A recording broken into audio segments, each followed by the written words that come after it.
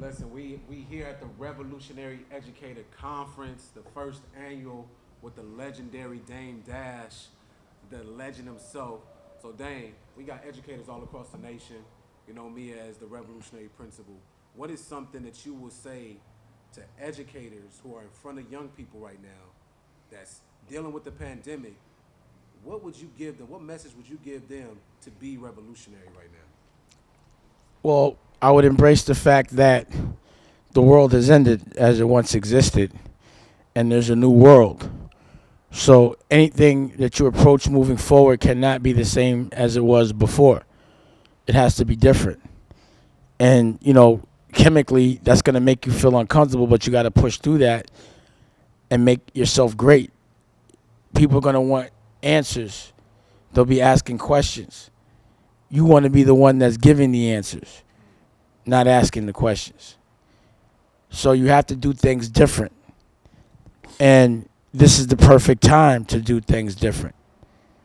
The curriculum and the education that was given to me really doesn't help what I'm doing right now. So curriculum must change because life has changed, circumstance has changed, people have evolved.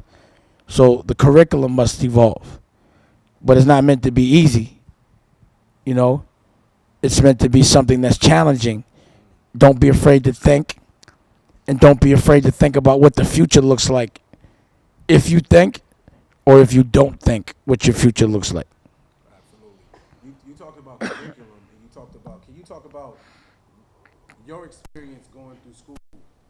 What do you wish that you would have had when you were going through school that we can possibly shift right now as being revolutionary educators?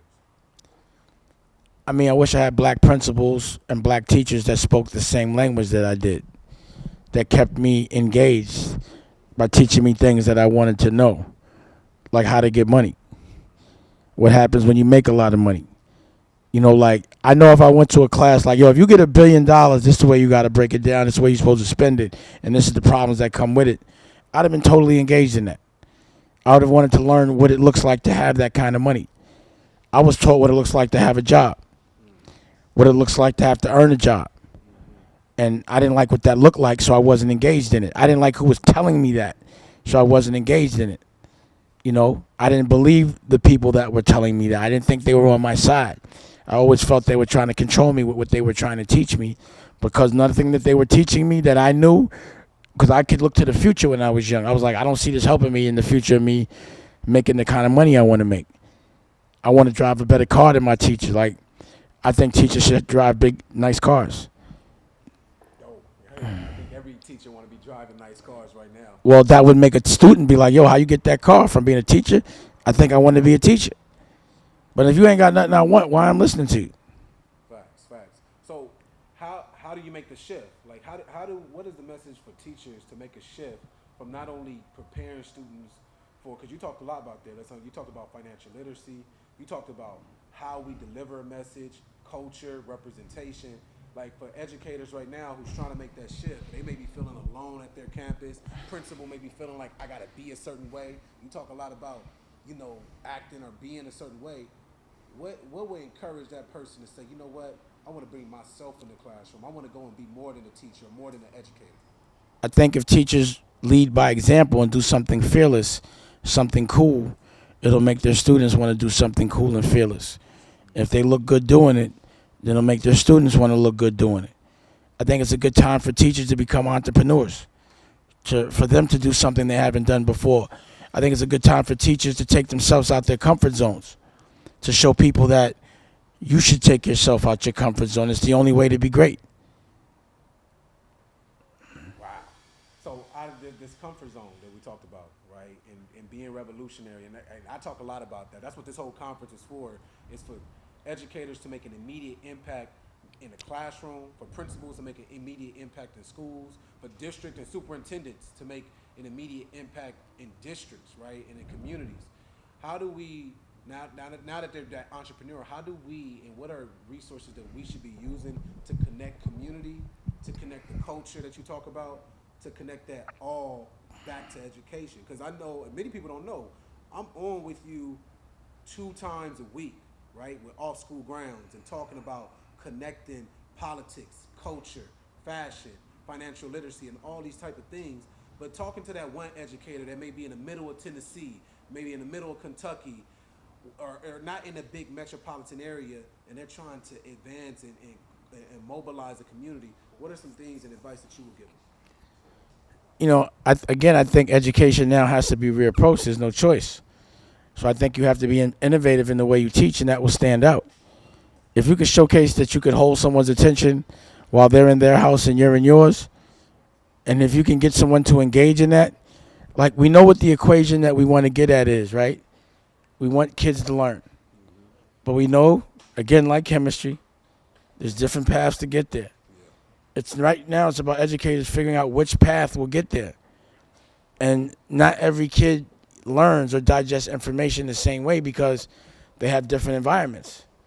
You don't know what a kid is going through at home and how he's surviving or what kind of support he has around him. So you also have to figure out how to be adjustable. Oh, this kid has two parents. I'll teach him like this. This kid has nobody at home. I got to teach him like that. Absolutely. You know what I mean? Absolutely. So this trauma you talked about, and could you talk a little bit about the impact from you know everyone knows you from the work you've done with building Rockefeller, doing all the entrepreneurship, ownership, but now your role with just not just all those type of things, but with off school grounds and being with principals and being in education. What kind of impact have educators made on you to continue this work? Well, the thing is, I didn't know educators like this exist. I didn't know there were black principals that were swaggy, that were unapologetic about being black, that were even in the game. That wasn't anything that was ever showcased to me. So, I learned number one that there are like-minded people out there, and that they never showcase these like-minded individuals. And there are people that look like me that know how to love others before they love themselves. You know what I'm saying? But at the end of the day, I learn a lot. To me, to be able to sit and talk to 90 principals 2 times a week is like being in the illest think tank of all time. And, I'm able to learn from them, and, y'all able to learn from me. And we're able to find a common ground. So whatever it is that y'all need to teach is said in a language that I can understand because I can articulate it. You know what I mean? And also to make, being someone that helps others before themselves and being savvy about things that make sense, making that cool. That should be where the celebrity lies. And that's the person that when they have celebrity, they're going to leverage it for the right reasons. A lot of the people that fight for us, they only fight for others. It's hard for them to fight for themselves. Like, none of these principals are selfish. The hardest thing that I've had with the principals is having them have somewhat of a selfish dream. Every time I say, what's your dream? Oh, to help kids, to make sure everyone's this and that. It's never, I need a big house, I need to be on vacation. None of that. Yeah, yeah. And, like, sometimes you have to do that. Because the stronger you are there, the more you can help people out there.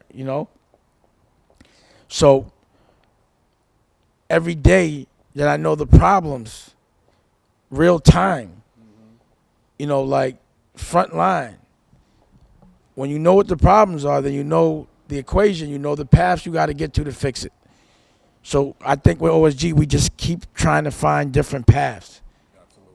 And that's what we're doing. Absolutely. Can you And talk? Dennis makes sure That's it. that, the things that you're not addressing because it doesn't make you comfortable, he makes sure that you do it until it makes you comfortable. Yeah. If it comes to helping the kids, we stay focused on one thing at a time, and then we address those things. And there's a lot of different opinions, and then collectively you come up with a common ground on how we should all focus our energy. And, that's something that they don't showcase.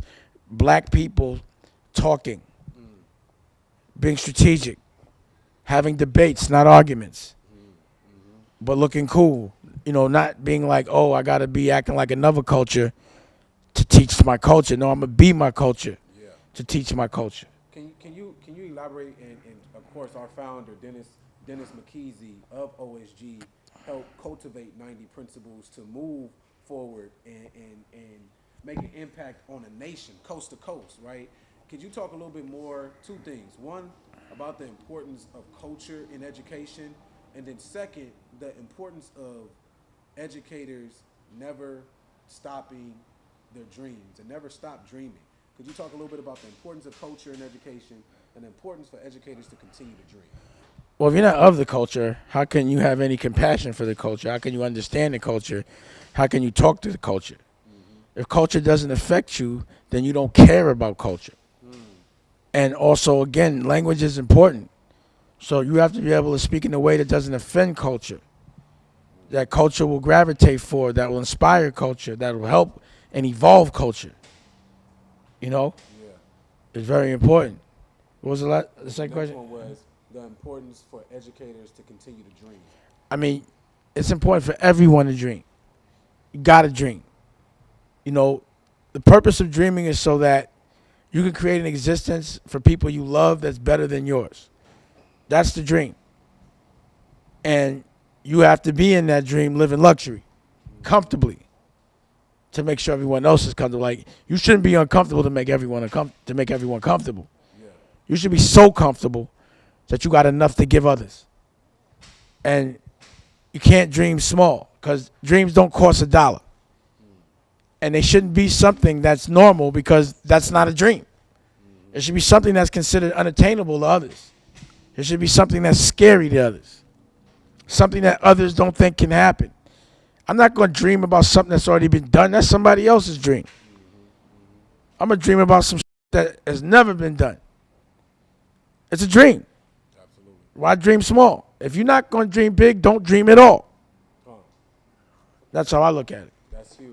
Well, listen, I want to thank you, and I know all the educators that's tuning in want to thank you for taking the time. We're filming here at Dame Dash Studios. This whole conference is powered by Dame Dash Studios and Off School Grounds.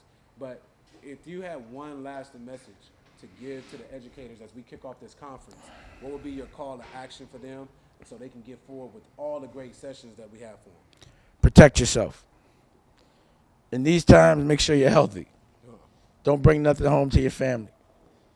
And in helping yourself and helping your family, you'll be able to help the kids. And reapproach education right now. Experiment. Because right now everyone's looking for answers. Everybody has questions. What are we doing next? How are we going to fix this? What's the new normal? Make the new normal behoove our culture and us, and teach them what they need to know. Space travel, you know, Yeah, gardening, you know what I mean? yeah, Understanding chemistry and the things that come with that, yeah. just like that. Absolutely. Y'all heard it from the legend himself. And this is not even scratching all the things that he have done from Beyond Meat. Yeah. From all the Project services, Everybody Eats, all that, every yeah. project everybody eats, all the different things that have been geared off of off school grounds to impact classrooms, because all this and last is your thoughts on being more than a test score. I know you talked about it, but a lot of things that you're talking about is not connected to just a test, right? It's connected to a lot broader type of issues. And I'm excited for us to talk about this as we move forward through the Revolutionary Educator Conference, powered by Dame Dash Studios. And you already know, we are about to change and save lives through this experience. So let's tune in. Let's give much love to Dame Dash. Thank you. It wasn't a question, right? Did you ask a question?